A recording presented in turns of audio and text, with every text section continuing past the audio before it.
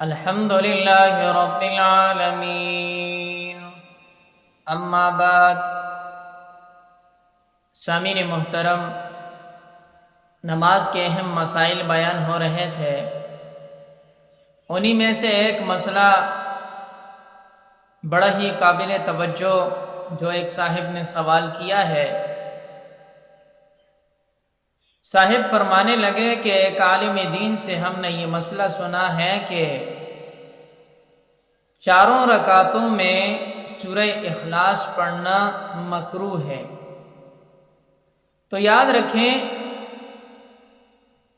عالم دین نے جو مسئلہ بیان کیا ہے، بتایا ہے، بالکل درست بتایا ہے،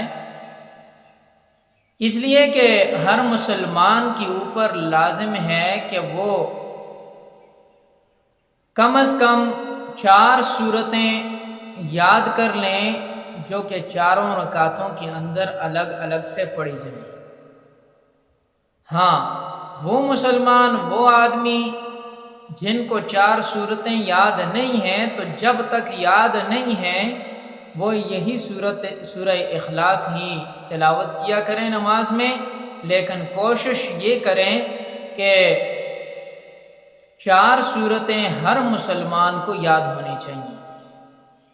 ہاں، یہ بات بھی ذہن میں رکھیں کہ جن لوگوں کو سورہ اخلاص کے علاوہ کوئی بھی سورت یاد نہیں ہے، تو جب تک یاد نہیں ہے تو سورہ اخلاص ہی پڑھ لی جائے، نماز ہو جائے گی۔